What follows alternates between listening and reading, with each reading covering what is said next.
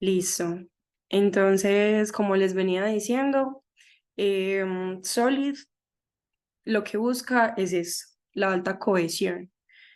Y es que cada componente trabaje de manera efectiva y que el código se vea entendible, que todos juntos estén yendo por un mismo objetivo, sin caer en el acoplamiento alto. ¿Qué es el acoplamiento? Se refiere al grado de interdependencia entre los componentes de un sistema. Entonces tenemos que buscar que los componentes, que las clases trabajen juntas, pero que no dependan una de la otra, porque esto puede llevar a que el sistema no sea mantenible, que si, por ejemplo, una interfaz o una clase es transversal con todas las clases, ahí caeríamos, por ejemplo, en un antiprincipio que sería God y que depende como todo de todo. Y antes queremos evitar eso. Entonces, Solid, eso es lo que busca básicamente. Listo. Empezamos con el principio de responsabilidad única. Por ejemplo, esta imagen es lo más acertado que puede ser sobre este principio. Dice, aunque significa que tú puedas hacerlo, no significa que debas hacerlo. Y acá muestra como una herramienta multiusos que a gran escala no es funcionable. O sea, uno como persona no podría utilizar una herramienta tan grande y se enredaría para usar cada cosita. Entonces, eso es lo que busca la responsabilidad única. No mezclar un montón de métodos en una clase, sino básicamente desglosar. Ese principio de divide y vencerás va justo adecuado para este principio de responsabilidad única, que cada clase tenga una responsabilidad. Y así de esa manera vamos a saber cómo escalar el código y no enredarnos con todo lo que hay que hacer. Los beneficios de usar este principio van más relacionados también al testing porque se hace una única responsabilidad. Si yo tuviera un código espagueti, que es otro de los antiprincipios, donde estoy mezclando un montón de responsabilidades y una de ellas me está fallando, yo no sabría cuál de ellas me está fallando y tendría que como testear todo el código en conjunto. Mientras que si yo tuviera mis clases separadas, cada una por una responsabilidad, y yo sé que no me está fallando, por ejemplo, un login, pues yo ya sé que me voy directamente a esa clase. Entonces también nos ayuda respecto a eso. Se disminuye el acoplamiento porque no va a haber como un método grande que esté dependiendo de varias cosas, sino que cada clase va a hacer lo suyo y todos juntos van a ir por un objetivo. Y no va a haber dependencia entre ellas. Y en cuestión de la relación de clases y paquetes, será más sencillo. Va a ser, por ejemplo, em, que el usuario o que las personas que están trabajando en conjunto sepan dónde buscar cada cosa. Eso por parte como de la teoría. Ahora les voy a mostrar cómo se vería el principio en diagrama. Me salgo. Y por aquí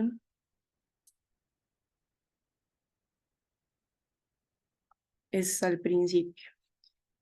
Entonces, el principio mal implementado se vería así. Una clase empleado que tiene un montón de atributos, pues, pero a su vez tiene varios métodos. Un método para calcular la lógica del negocio, para calcular un salario, un cálculo de los insumos, de los excedentes y otro método que se encarga como de los pagos. Y un empleado pues en realidad no está encargado de todo eso.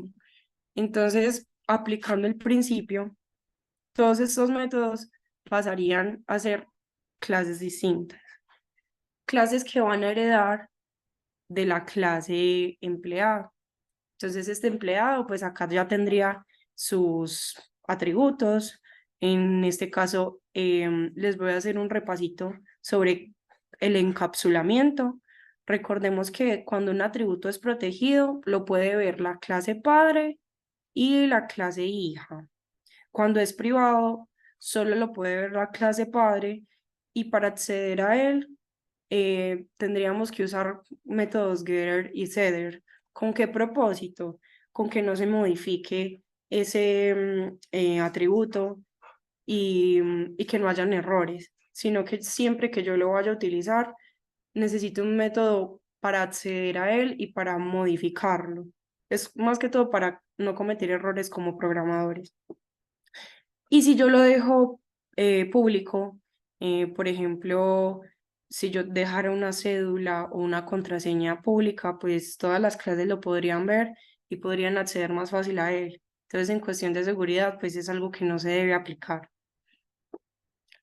Esta clase tiene un método calcular salario, entonces estas clases hijas que derivan de eso tienen una única responsabilidad. Entonces, por ejemplo, esta se va a encargar solo de los cálculos del modelado del negocio. Esto es solamente de las actividades, entonces, por ejemplo, reportar horas. O este repositorio que va a ser como, por ejemplo, el encargado de la base de datos. Cada uno enfocado a una única responsabilidad. Esa sería como la diagramación de ese principio.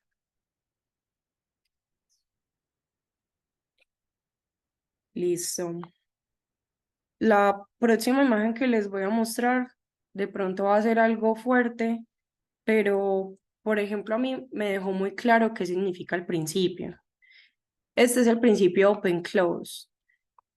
Y dice, una operación de pecho no podría ser necesitada o no es necesaria para ponerle un buzo a una persona. O sea, en este momento la persona está totalmente abierta y está abierta a que le hagan cosas dentro de su cuerpo, de pronto una operación, y nosotros lo único que necesitábamos era añadirle una extensión y ponerle una camisa, ponerle un buzo. Entonces, a esto se refiere el principio open close, que esté abierto a la extensión, pero cerrado a la modificación. Entonces, el principio open close establece que las clases, los módulos o las funciones van a estar abiertos a su extensión, pero cerrados a su modificación. En lugar de modificar el código, se van a crear nuevas extensiones para añadir funcionalidades adicionales.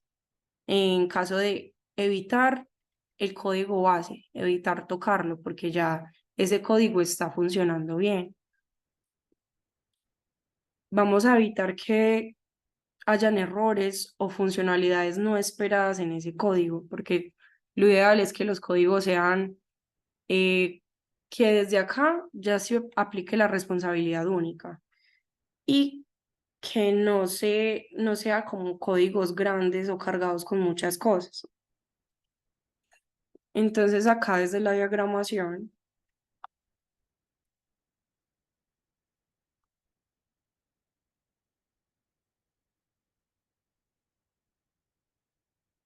básicamente tenemos una clase que se llama búsqueda, una búsqueda de números. Entonces hay varias búsquedas, búsqueda binaria, de selección, binomial, y hay un montón de búsquedas que podemos utilizar. Pero entonces la idea no es que nosotros utilicemos este código cada que le vamos a implementar una búsqueda nueva, como ponerla como un nuevo método, porque ahí se estaría violando el principio, sino que lo ideal es que sea una clase que implemente un método, yo creo que en este caso sí sería una interfaz, que implemente un método abstracto que se llame búsqueda y que cada una de estas clases hereden de esa interfaz para hacer la búsqueda dependiendo de como modificando el código, haciendo un override a ese método.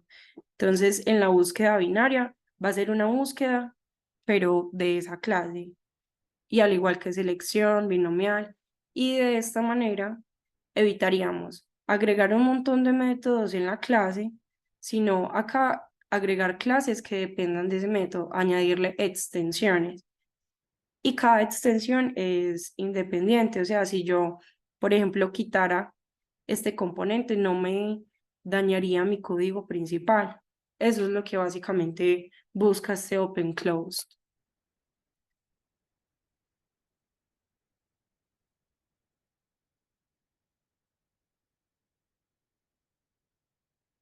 Listo. Sigue el de la sustitución del ISCOP, que es un poquito complicado de entender. Para este ejercicio está esta analogía que dice que puede que este pato luzca como un pato y haga el mismo sonido del pato, pero si necesita baterías, probablemente se esté haciendo la abstracción inadecuada. O sea, están haciendo lo mismo, los dos flotan, pero por ejemplo este no podría nadar. Entonces no estoy abstrayendo la clase que debería ser. Esto sería como la abstracción más bien de un juguete.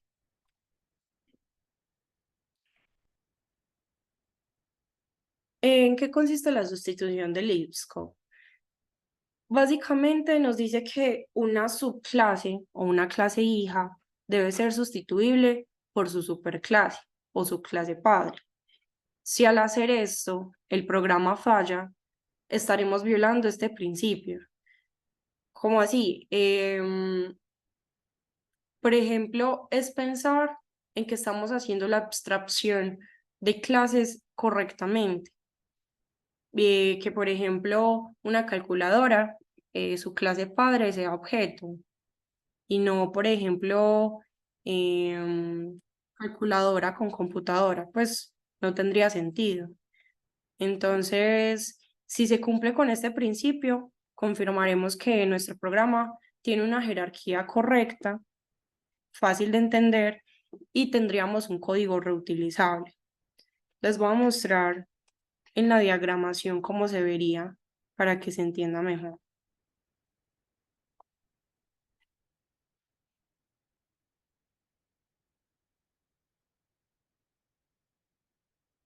Listo, entonces básicamente primero acá tenemos, voy a correr esto un poquito, listo, y le voy a hacer zoom.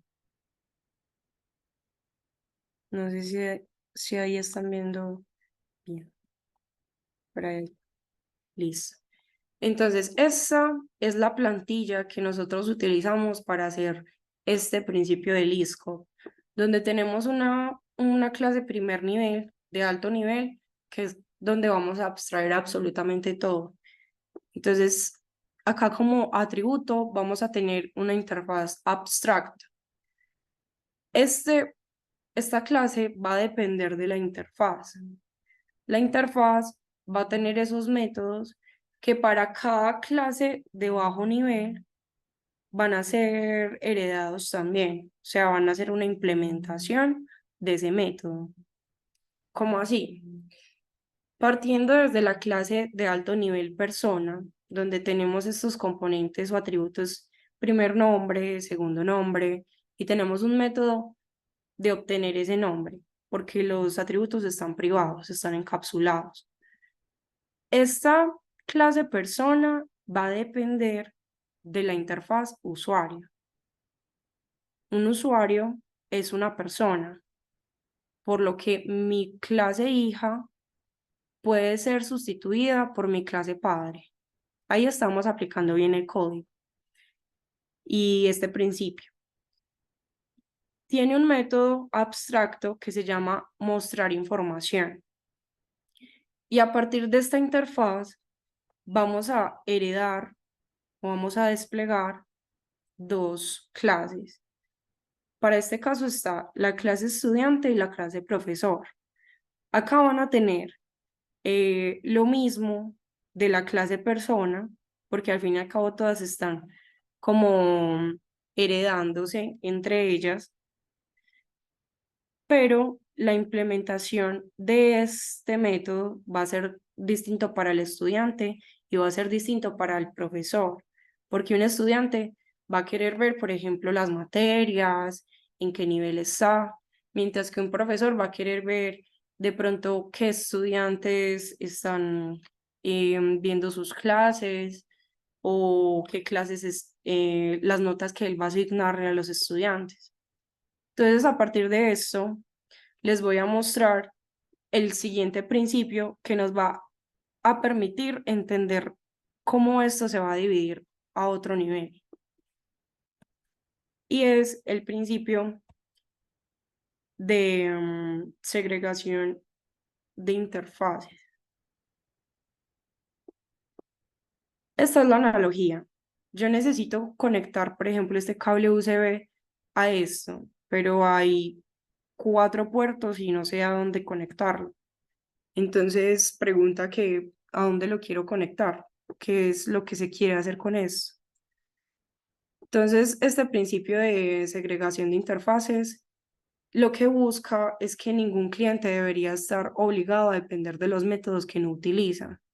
Por ejemplo, un profesor no debería ver las calificaciones que tiene o qué materia está cursando, porque eso le compete al estudiante.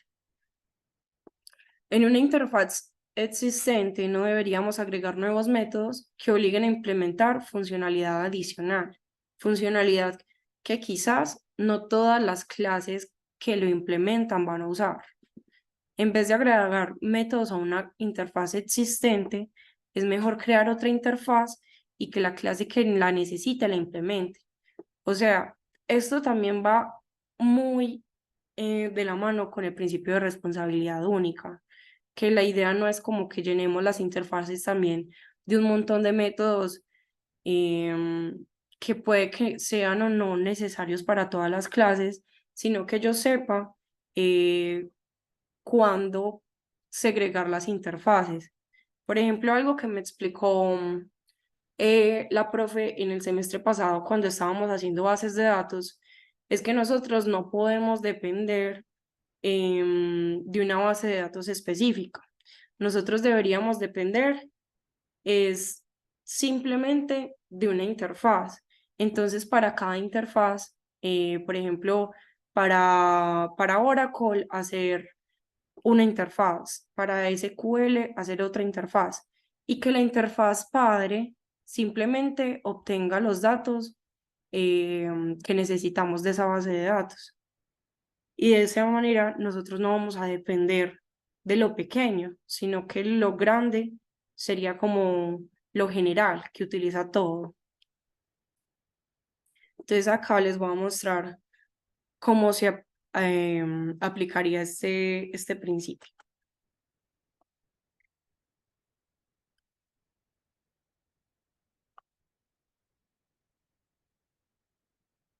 Listo. Esta sí está grande, pero es para mostrar básicamente qué es lo que se hizo. Seguimos con la misma clase persona, con la misma interfaz usuario, donde esta interfaz ahora va a tener el método desplegar el tablero, porque puede que tanto el usuario profesor como el estudiante vean cosas similares. Por ejemplo, nosotros en la página de inicio UDA o en la página de Uber al principio vemos un inicio que es común para todos y ya dependiendo de eso, dependiendo si yo soy un usuario, si soy un conductor, ya van a desplegarse otras interfaces específicas. Entonces, eso es lo que se hace acá. A partir de esta interfaz grande, donde se muestra la información y el tablero, va a estar la interfaz estudiante que va a mostrar los cursos para cada estudiante y una interfaz profesor que va a mostrar el horario de las materias o de las asignaturas para cada profesor. Entonces acá ya se hace ese principio de segregación de interfaces donde básicamente el estudiante se va a encargar de una cosa distinta al profesor y no voy a mezclar esos métodos porque no es necesario. Entonces, por ejemplo, estos atributos vienen heredados de la clase padre, al igual que mostrarle la información, que en este caso ya sería este display dashboard y el get name. Y acá sería, bueno, acá básicamente estos atributos cambiarían, porque acá ya no sería display dashboard, sino display cursos, que es específicamente del estudiante, y acá em, del profesor. Entonces, básicamente es eso, como saber a cómo segregar cada método, si es para varias interfaces, si no todos van a usar esa interfaz o esos métodos que están dentro de la interfaz. Y por último, vamos con este método que es dependencia, inversión de dependencia. Entonces acá nos dan ese ejemplo de si nosotros soldaríamos una lámpara directamente a la corriente eléctrica. Pues no tiene sentido. Nosotros necesitaríamos un adaptador que se comunique con estas enchufes y que se comunique con los cables. En eso va la inversión de dependencias. O sea, los módulos de alto nivel no deberían depender de módulos de bajo nivel. Ambos deberían depender de abstracciones. Las abstracciones no deberían depender de los detalles. Los detalles deberían depender de abstracciones. O sea, lo pequeño debe depender de lo grande y no al revés, porque no tiene sentido. Nuestro software no debería depender, por ejemplo, de cómo están implementados los frameworks para acceso a bases de datos o conexiones con el servidor, porque cada base de datos o cada conexión es algo único y no tendría sentido. Para eso habría que abstraer por algo general y que por medio de esas abstracciones ya se hagan las dependencias.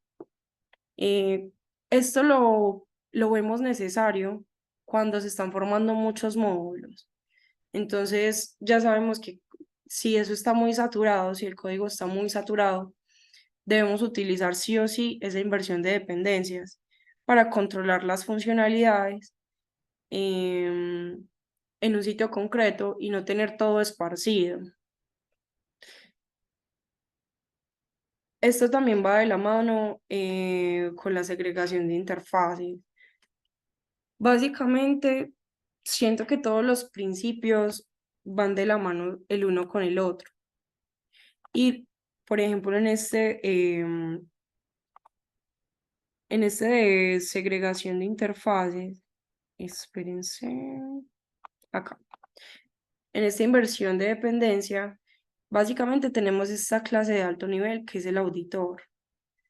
Entonces tiene un atributo que se llama tienda, o sea, como la tienda de la que está a cargo, métodos de auditoría, de calcular el total de comidas, pero este auditor va a estar dependiendo de una clase de más alto nivel, que es una clase tienda. Si no hay tienda, pues no van a haber auditores. O también se puede ver como que una tienda está a cargo de un auditor, de uno o muchos auditores. Entonces, por eso se vería como esta dependencia de esta manera. La tienda tiene un inventario y tiene métodos de set, de get. Y, por ejemplo, acá se ve más fácil sobre qué nos quiere decir ese principio. Y es que, por ejemplo, esta clase producto depende de la tienda, depende de algo grande. O sea, si yo tengo un producto o no, no importa porque la tienda ya está. Y no debería ser al revés, como que esta tienda dependa específicamente de este producto, no tendría sentido.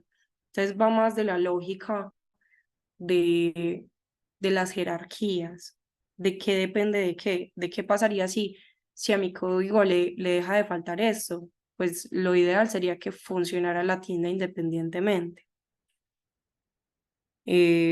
Esta relación de dependencia, bueno, muestra que em, acá se hace como el producto y bueno, eso por la parte de los principios. Ahora les voy a mostrar esta herramienta que es GenMyModel. Es muy práctica por si nosotros queremos ahorrarnos tiempo a la hora de hacer código. Si nosotros hacemos el diseño bien desde la diagramación, vamos a ahorrarnos mucho tiempo a la hora de la creación de paquetes, componentes en cualquier lenguaje de programación que queramos usar. Entonces, para eso voy a coger este, que es el diagrama de clases más grande que tengo, que es el de Interface Segregation. Y bueno, este lo voy a poner como un ladito. Vamos a crear un nuevo proyecto en GenMyModel. Otra ventaja de utilizar GenMyModel es que como este crea código, si yo llego a hacer una abstracción mala, una dependencia mala, una relación entre clases mala, el generador de códigos, pues el programa de GenMyModel no me va a dejar trabajar, me va a decir que hay un error. Entonces, por esa parte también es chévere porque no te va a dejar cometer un error de pronto de lógica, de algo que no se puede hacer.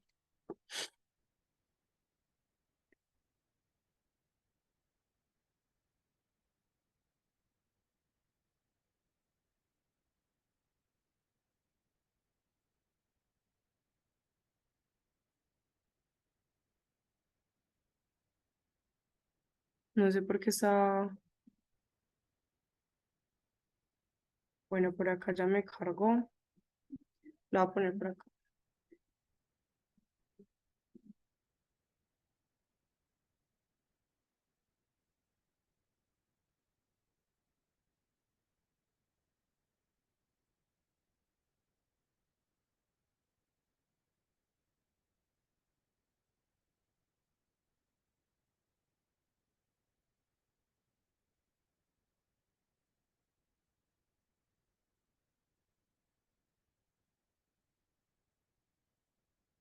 Pero no sé por qué está tan lento.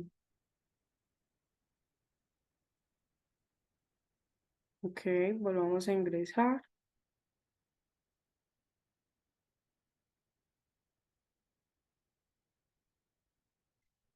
Si quieren, para que hagamos práctico este taller, pueden ir construyendo el diagrama paso a paso conmigo. Y si les llega a salir un error, me pueden decir para que hagamos esto juntos en caso de que de pronto no quede esto como un tutorial y podamos hacerlo todos.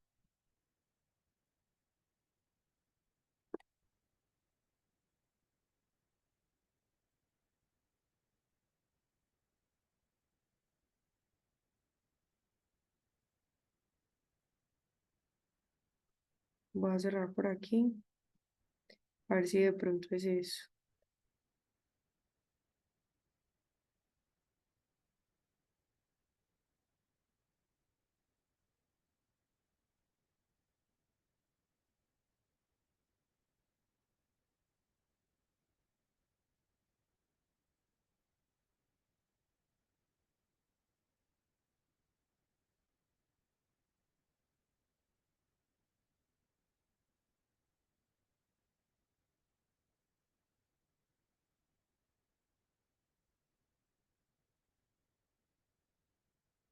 Mm, ¿No será que puedo duplicar esta sesión? Espérenme un momentico, chicos, que no sé qué pasó acá con JetMyModel.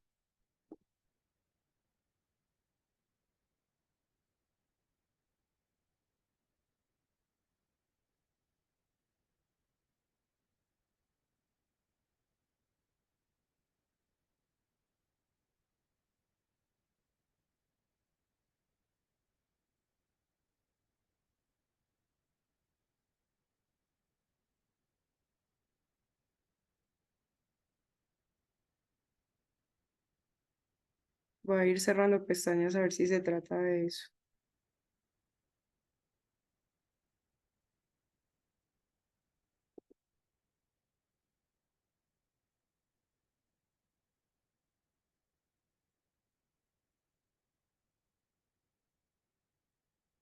Bueno, no sé por qué no me está dejando ingresar. Pero les voy a mostrar entonces, por acá vamos a ver si creamos otro proyecto,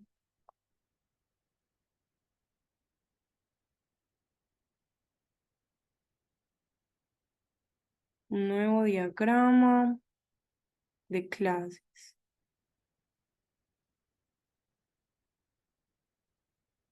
Y espérate, listo, pongámosle acá principios sólidos.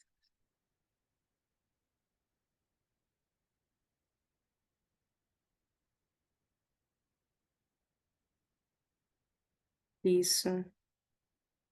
Entonces, para este diagrama de clases, tenemos estos componentes. Este que es un paquete, este que es una clase, una interfaz, este es para... ay, me sacó. Ok.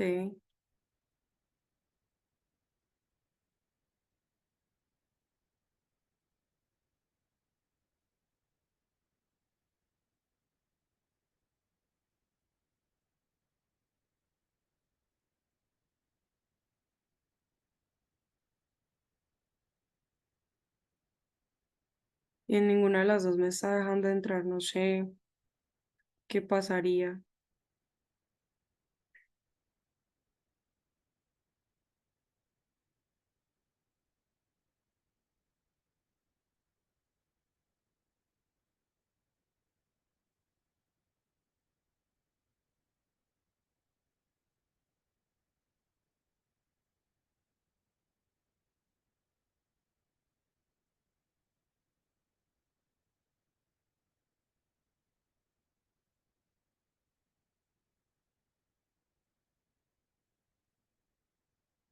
No me está dejando entrar.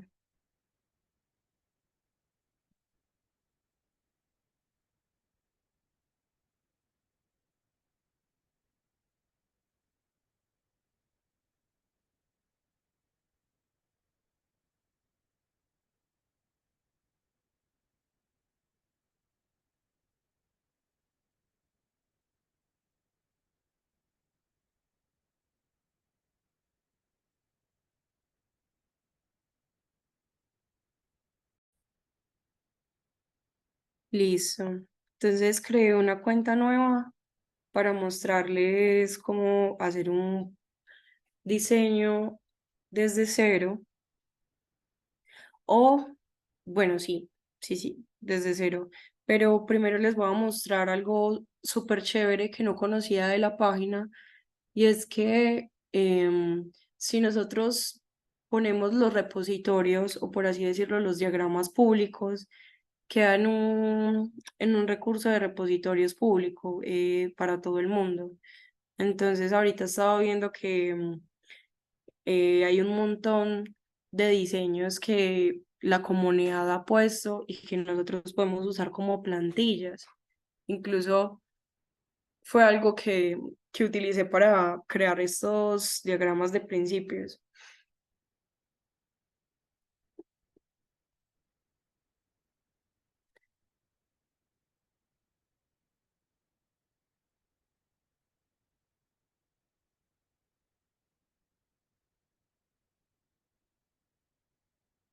Pues sí, carga.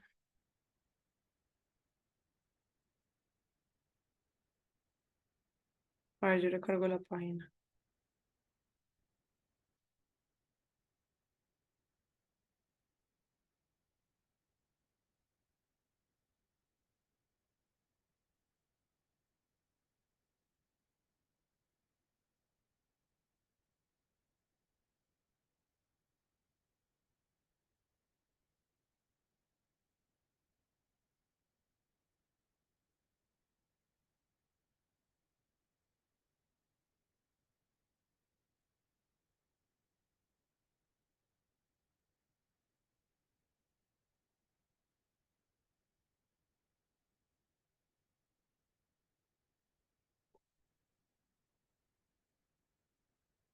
No, esto está súper lento, no entiendo por qué.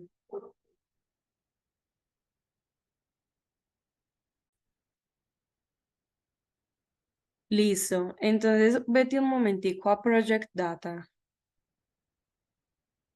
Está arriba de RDS. Eso.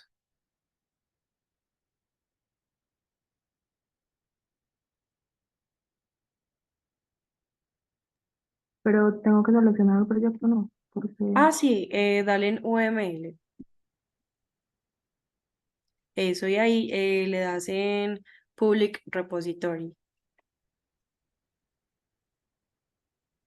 Y ahí es donde podemos ver todos los diagramas que ha creado la comunidad.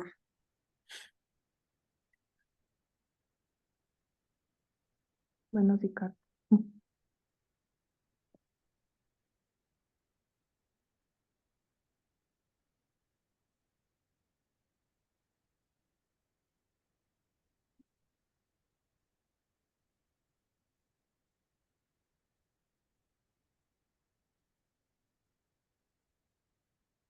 Aunque no me explico por qué está tan lento.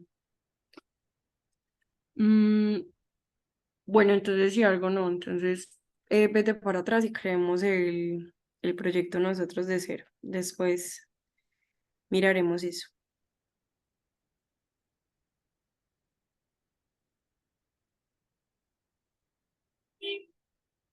Yo no me